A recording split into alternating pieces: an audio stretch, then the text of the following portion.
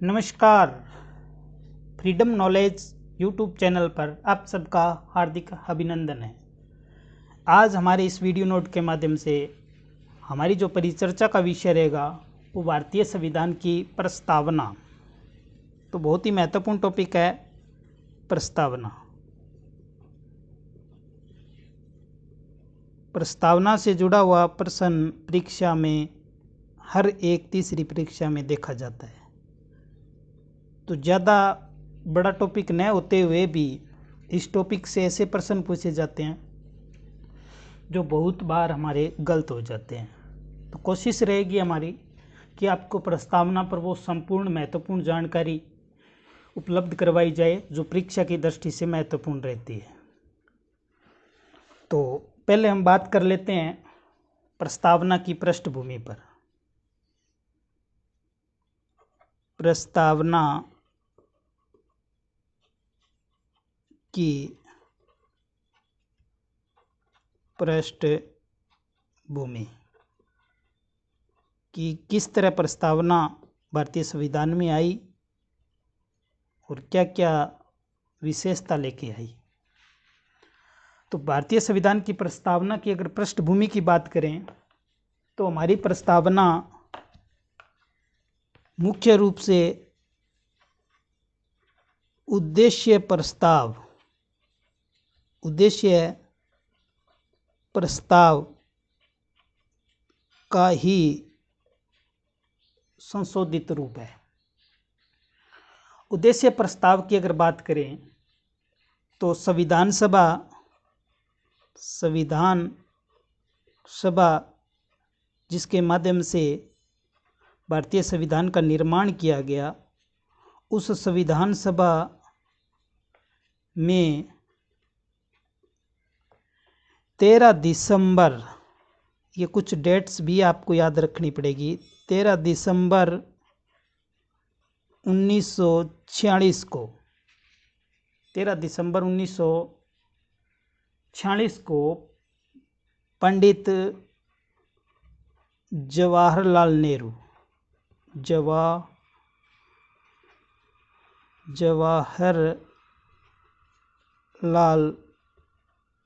नेहरू जी ने उद्देश्य प्रस्ताव प्रस्तुत किए थे।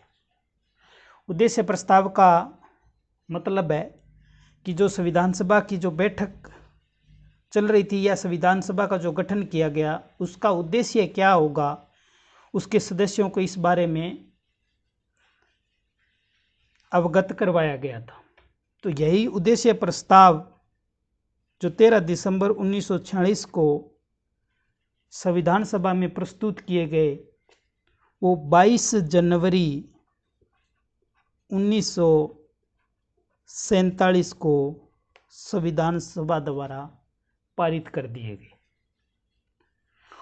और यही उद्देश्य प्रस्ताव संविधान जब लागू हुआ तो उसमें थोड़ा बहुत परिवर्तन करते हुए हमारे संविधान की प्रस्तावना का निर्माण किया गया।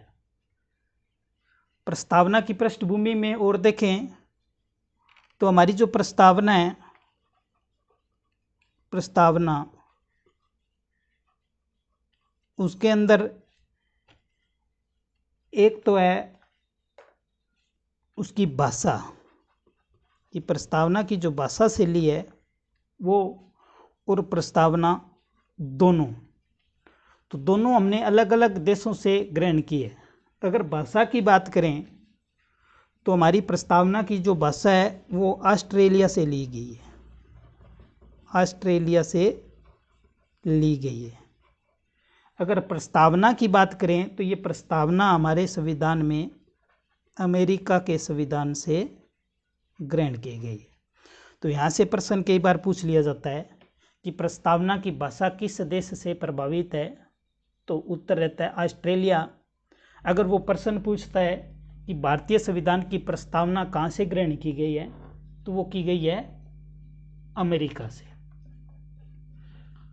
उसके बाद जो हमारे संविधान की प्रस्तावना है उसकी अपनी अलग विशेषता है, अलग महत्व है। तो जब तक किसी चीज़ का हमें महत्व पता नहीं होगा तब तक हम उस चीज़ की गहराई तक नहीं जा सकते। तो पृष्ठभूमि के अंदर आपको 3-4 बातें याद रखनी हैं। एक तो 13 दिसंबर 1946 की डेट, जिस तारीख को पंडित जवाहरलाल नेहरू ने उद्देश्य प्रस्ताव प्रस्तुत किए। एक 22 जनवरी 1947, जिस दिन उद्देश्य प्रस्ताव पास कर लिए गए संविधान सभा के द्वारा। अब बात आती है प्रस्तावना का महत्व। प्रस्तावना का महत्व,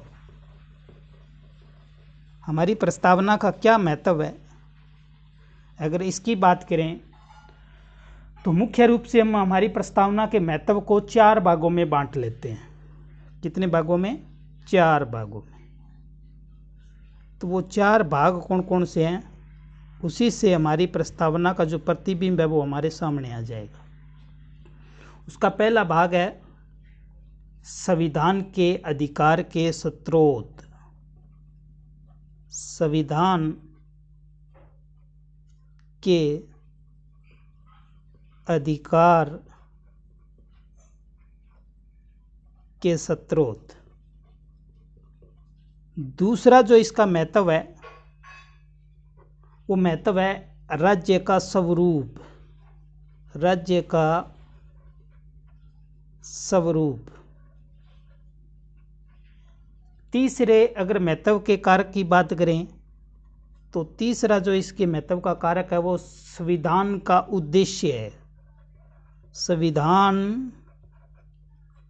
का उद्देश्य। चौथा जो इसके महत्व का कारक है वो है संविधान के लागू होने की स्थिति।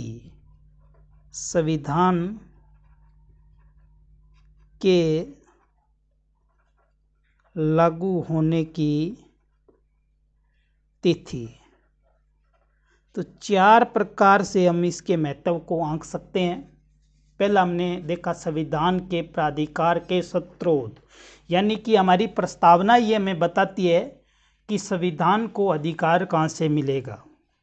दूसरा इसका महत्व है कि ये हमें ये बताता है, प्रस्तावना ये बताती है कि राज्य का स्वरूप कैसा रहेगा, हमारे देश का स्वरूप कैसा रहेगा। तीसरा इसका महत्व है कि संविधान का उद्देश्य क्या है, कि हम संविधान क्यों बना रहे हैं, उसका उद्देश्य क्या है।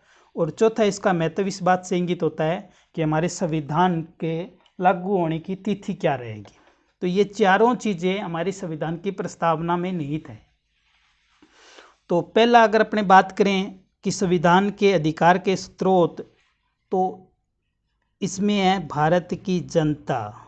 भारत की जनता, यानी कि हमारा संविधान जो अधिकार ग्रहण करता है, शक्ति ग्रहण करता है, वो कहाँ से करता है? भारत की जनता से। और हमारा संविधान अंतिम रूप से जो सत्ता या संप्रभुता की पावर जो सौंपता है वो भी किसको सौंपता है? जनता को। अंतिम शक्ति किसके हाथ में है? भारतीय जनता के हाथ में है। ये हमारी प्रस्तावना में बताती है। दूसरी बात हम देखते हैं राज्य का स्वरूप। राज्य के स्वरूप की बात करें तो इसमें मुख्य रूप से हमारे भारतीय राज्य के 5 स्वरूपों की चर्चा की गई है। कितने स्वरूपों की? 5 स्वरूपों की। महत्वपूर्ण है, जिसके ऊपर हम अलग अलग आपसे चर्चा भी करेंगे। पहला है संप्रभु। संप्रभु। संप्रभु का मतलब होता है कि हमारा देश है वो किसी अन्य देश या किसी राष्ट्र या किसी अन्य शक्ति के अधीन नहीं होगा, अपने आप में संप्रभु होगा।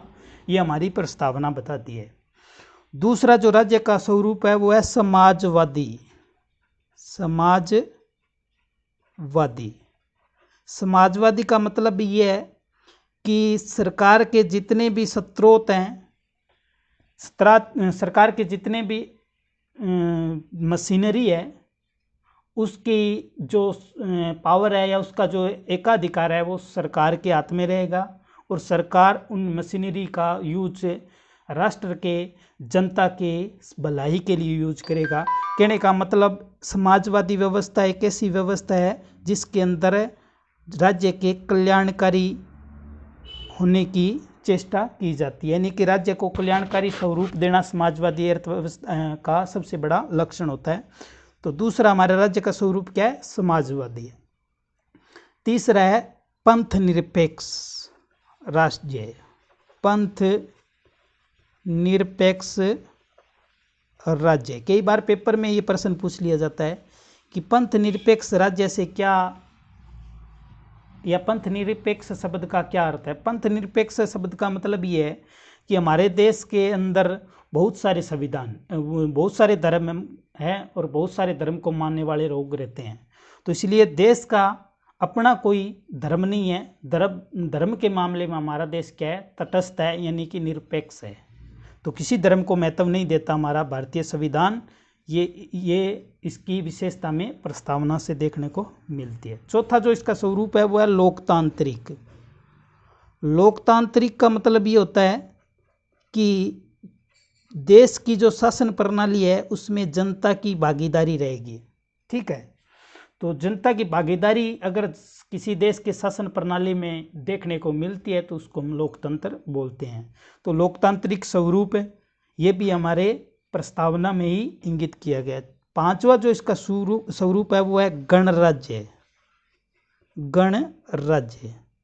अब देखिए, लोकतंत्र और गणराज्य दोनों शब्दों में अंतर है, क्योंकि लोकतंत्र का मतलब होता है जनता की भागीदारी और गणतंत्र का मतलब होता है कि भी किसी भी देश का जो सर्वे सर्वा व्यक्ति है वो जनता के द्वारा प्रत्यक्ष या अप्रत्यक्ष रूप से चुना जाना चाहिए, न कि वो एक वंशानुगत हो। अगर जनता के द्वारा प्रत्यक्ष या अप्रत्यक्ष रूप से चुना जाता है तो ऐसी प्रणाली क्या कहलाती है, गणराज्य या गणतंत्र प्रणाली कहलाती है। तो हमारे देश का सर्वे सर्वा व्यक्ति होता है राष्ट्रपति, और राष्ट्रपति का चुनाव होता है प्रत्यक्ष रूप से, तो इसलिए हमारा देश क्या है, गणराज्य है। तो ये हमारे देश के स्वरूपों के बारे में बताई गई है। तो संप्रभु, समाजवादी, पंथ निरपेक्ष, लोकतांत्रिक, गणराज्य, ये 5 प्रकार के राज्य के स्वरूप की चर्चा इस प्रस्तावना में की गई है, जो इसके महत्व को इंगित करता है। तीसरे जो इसका महत्व का कारक है वो है हमने संविधान का उद्देश्य। संविधान है, उसका बनाने का उद्देश्य क्या है। अगर उद्देश्य की बात करें तो इसमें मुख्य रूप से 4 उद्देश्य हमारे सामने आते हैं। उसमें से पहला आता है न्याय। पहला उद्देश्य है वो क्या है, न्याय। तो हमारी प्रस्तावना में न्याय की बात की गई है। अगर न्याय की प्रकृति की बात करें तो प्रस्तावना में 3 प्रकार के न्याय की व्यवस्था की गई है। कितने प्रकार की, 3 प्रकार की। उसमें पहला आता है सामाजिक न्याय, दूसरा आता है आर्थिक न्याय, और तीसरा आता है राजनीतिक न्याय। तीसरा कौन सा आता है, राजनीतिक न्याय। तो 3 प्रकार के न्याय की चर्चा प्रस्तावना में की गई है। इनका क्रम भी यही है, कई बार इस क्रम के आधार पर भी प्रश्न वो पूछ लेता है। तो सामाजिक न्याय, आर्थिक न्याय, राजनीतिक न्याय, ये 3 प्रकार के न्याय की चर्चा प्रस्तावना में की गई है। ये संविधान का उद्देश्य है कि ऐसी न्याय प्रणाली की स्थापना की जाए जिसमें जनता को सामाजिक न्याय मिले, आर्थिक न्याय मिले और राजनीतिक न्याय मिले। दूसरा जो संविधान का मुख्य उद्देश्य है वो है स्वतंत्रता। स्वतंत्रता की अगर बात करें तो इसके अंतर्गत हमें 5 प्रकार की स्वतंत्रता की बात प्रस्तावना करती है। स्वतंत्रता है, उसके अंतर्गत 5 प्रकार की स्वतंत्रता की बात करता है। इस पे भी प्रश्न आपसे पूछा जा सकता है। उसमें पहली जो स्वतंत्रता है वो है विचार की स्वतंत्रता। दूसरी जो स्वतंत्रता है वो है अभिव्यक्ति की स्वतंत्रता। तीसरी जो स्वतंत्रता की बात करता है वो है विश्वास की स्वतंत्रता।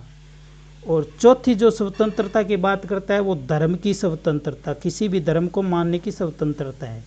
और 5वीं जो स्वतंत्रता की बात करता है वो है उपासना की स्वतंत्रता। तो 5 प्रकार की स्वतंत्रता हमारी प्रस्तावना में व्याख्यित है। विचार की, अभिव्यक्ति की, विश्वास की, धर्म की, उपासना की। 3 प्रकार के न्याय की बात करता है, सामाजिक न्याय, आर्थिक न्याय और राजनीतिक न्याय। उसके बाद अगर अपने बात करें तीसरा महत्वपूर्ण इसका उद्देश्य है, तो तीसरे उद्देश्य में आता है समानता। समानता की बात करते हैं, समानता की बात।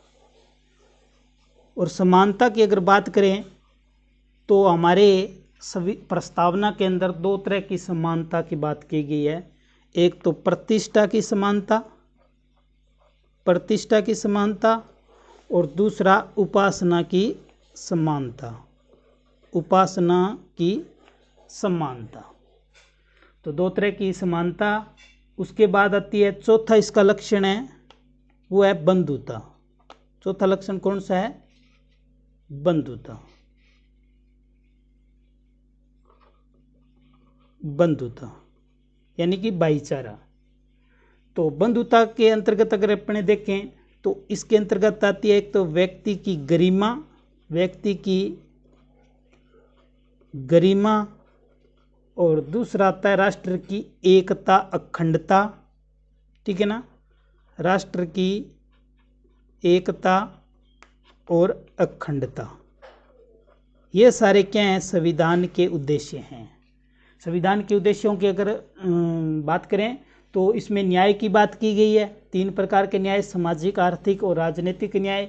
स्वतंत्रता की बात करें तो विचार की, अभिव्यक्ति की, विश्वास की, धर्म की और उपासना की स्वतंत्रता।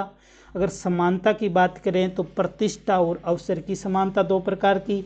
बंधुता की बात करें तो व्यक्ति की गरिमा और राष्ट्र की एकता और अखंडता को बढ़ाने वाली स्थिति है, उसकी बात है इसके अंतर्गत की गई है। उसके बाद आता है इसका जो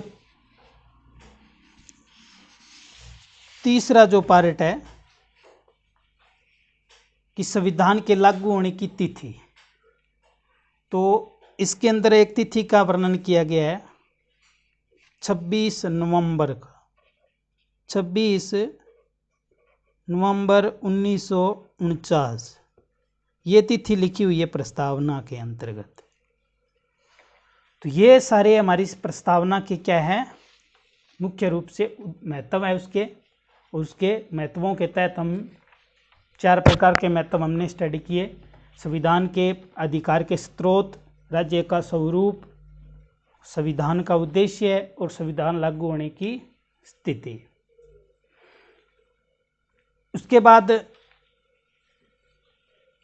प्रस्तावना के अंतर्गत अपने बात करें तो 3 जो न्याय हमने बात की थी, वीडियो को आराम से आप सुनना, सारी चीज़ें आपको मैं बता रहा हूँ। और प्रश्न कहीं से भी पूछ सकता है, वो एग्जामिनर का कोई पता नहीं है। अगर हमने अच्छे से इसको स्टडी किया और अच्छे से नोट तैयार कर लिए तो आपका एक भी क्वेश्चन प्रस्तावना से जुड़ा हुआ गलत नहीं होगा, ऐसा मैं मानता हूँ। तो सामाजिक और आर्थिक और राजनीतिक 3 प्रकार के न्यायों की चर्चा की गई है। तो इसके अंतर्गत हम इसकी व्याख्या देख लेते हैं थोड़ी सी। न्याय, संविधान का जो उद्देश्य है वो न्याय स्थापित करना, और न्याय कैसा स्थापित करना? 3 तरह के न्याय की बात की गई है। ठीक है ना, कौन सा? सामाजिक न्याय, सामाजिक न्याय, दूसरा था आर्थिक न्याय, आर्थिक न्याय, और तीसरा था राजनीतिक न्याय, राजनीतिक न्याय। तो सामाजिक न्याय के तहत ही संविधान के अंदर आरक्षण की व्यवस्था की गई है। किसकी व्यवस्था की गई है? आरक्षण की। तो ये सामाजिक न्याय को इंगित करता है, जिसके अंतर्गत अनुच्छेद जो 15(4) है वो आरक्षण के बारे में बताता है। और इसी तरह इसी सामाजिक न्याय के अंतर्गत अपने बात देखें तो इसी सामाजिक न्याय में दूसरी जो बात की गई है वो की गई है उपाधियों का अंत। उपाधियों का अंत, जो अनुच्छेद 18 में वर्णित है। तो आपसे प्रश्न पूछ सकता है यहाँ से कि उपाधियों का अंत जो है अनुच्छेद 18 में किया गया, ये प्रस्तावना के कौन से लक्षण को या कौन सी स्थिति को इंगित करता है? तो सामाजिक न्याय को इंगित करता है। इसी तरह अनुच्छेद जो 17 है वो भी सामाजिक न्याय से जुड़ा हुआ है, जिसमें अस्पृश्यता के अंत की बात की गई है। अस्पृश्यता का अंत, अनुच्छेद 17। तो संविधान का अनुच्छेद 15(4), अनुच्छेद 18 और अनुच्छेद 17 ये सामाजिक न्याय की बात करता है। उसके बाद आता है आर्थिक न्याय। आर्थिक न्याय की अगर बात करें तो आर्थिक न्याय की स्थापना नीति निर्देशक तत्वों के माध्यम से की गई है। किसके माध्यम से की गई है? नीति निर्देशक तत्वों। तो नीति निर्देशक तत्वों के माध्यम से संविधान में आर्थिक न्याय को सुनिश्चित किया गया है। और इसके अंदर एक अनुच्छेद आता है जो आपसे पेपर में पूछा जा सकता है, 39। जो 39 अनुच्छेद है वो महिला एवं पुरुष को जीवन यापन के लिए समान कार्य के लिए समान वेतन की बात करता है। ठीक है ना, यानी कि महिला और पुरुष, ठीक है, उनके लिए समान कार्य के लिए समान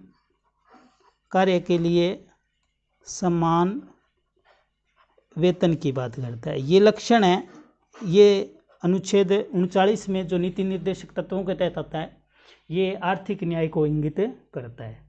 उसके बाद में राजनीतिक न्याय की अगर बात करें तो राजनीतिक न्याय में जो सबसे बड़ा है वो सार्वभौमिक वयस्क मताधिकार। कौन सा है? सार्वभौमिक वयस्क